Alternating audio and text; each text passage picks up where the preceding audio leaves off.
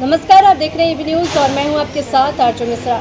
सरजील इमाम जो कि एक दिल्ली के दंगों से जुड़े मामले के आरोपी हैं, उनके ऊपर कोर्ट ने आदेश जारी किया है और उनके ऊपर देशद्रोही से लेकर के यूएपीए समेत कई अन्य धाराएं लगाने का आदेश दिया गया है। आइए दिखाते हैं आपको इस वीडियो में। सरजील इमाम पर देशद्रोह का केस चलेगा। आरोप है कि उसने अपने भाषण में असम को देश के बाकी हिस्से से जोड़ने वाले भूभाग को काटने की बात कही थी। दिल्ली की एक अदालत ने सरजील इमाम के खिलाफ अलीगढ़ मुस्लिम विश्वविद्यालय उत्तर प्रदेश और दिल्ली के जामिया इलाके में उनके द्वारा दिए गए कथित भड़काऊ भाषण के संबंध में देशद्रोही का आरोप तय करने का आदेश दिया है।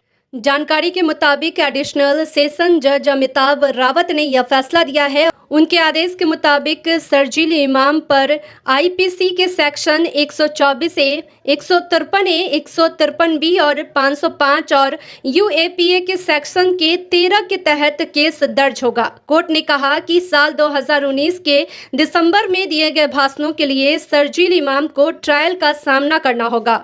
कोर्ट ने उन भाषाओं को भड़काऊ माना है और सरजील इमाम पर आरोप है कि उसने अपने भाषण में असम को देश के बाकी हिस्सों से जोड़ने वाले भूभाग को काटने की बात कही थी। सरजील इमाम असम को देश से अलग करने वाले भाषण के बाद चर्चा में आया था और इसके बाद उसके खिलाफ कई मुकदमे दायर हुए थे। बता दें कि अलीगढ़ मुस्लिम यूनिवर्सिटी में 16 जनवरी 2020 को सरजील ने जो भाषण दिया था उस पर 5 राज्यों में देशद्रोह का मामला दर्ज हुआ था और इसमें दिल्ली के साथ साथ असम, उत्तर प्रदेश, अरुणाचल प्रदेश और मणिपुर शामिल था। सरजील को बिहार से गिरफ्तार किया गया था।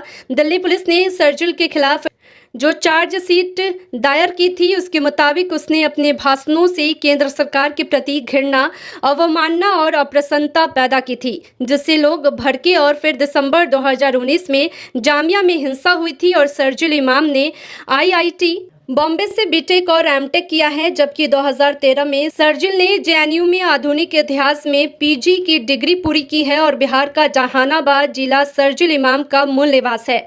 सरजील के माता पिता और भाई जहानाबाद के कांको में रहते हैं। किसी कौम को या किसी ग्रुप ऑफ कौमों को नुमाइंदगी और पावर में शेयर 70 साल तक का मिलता है, ये तो एक्सीडेंटली भी नहीं होना चाहिए। लिहाजा में जानबूझकर बहुत मुनज़्ज़म तरीके से किया है, तो फिर आप इसको डेमोक्रेसी कैसे बोल सकते हैं? थोड़ा इसमें सोचने की जरूरत है। डेमोक्रेसी नहीं है। डेमोक्रेसी तब होगी जब मेरी पार्टी को 8% वोट आया है तो मेरी पार्टी को 8% शेयर होता है लेजिस्लेटिव, समझ रहे हैं, एग्जीक्यूटिव में, हर जगह। मतलब ये थोड़े कि परमानेंट ऑपोजिशन करने को बैठेंगे, बट हमारी पहले जनरल नहीं बोला था। तो 37 में यूपी में कांग्रेस ने मुस्लिम लीग से अलायंस करने को मना कर दिया। मैंने एक बात बोली थी कि हम परमानेंट ऑपोजिशन है, क्योंकि उन्होंने तय कर दिया कि उनको परमानेंट ऑपोजिशन बनना है। तो अगर आप पावर और लेजिस्लेटिव प्रोसेस शेयर करने को तैयार नहीं है तो ये डेमोक्रेसी नहीं है। इसलिए याद रखिएगा कि ये जहां हम फंसे हैं उसका सोल्यूशन सिर्फ नई पार्टियां या नए अलायंसेस नहीं, वो सब आर्जी मुश्किलों का हल करने आर्जी वो इलाज है। तो भैया आज गुजर जाए, ये साल गुजर जाए, 2024 गुजर जाए, फिर इस तरह की बातें हैं।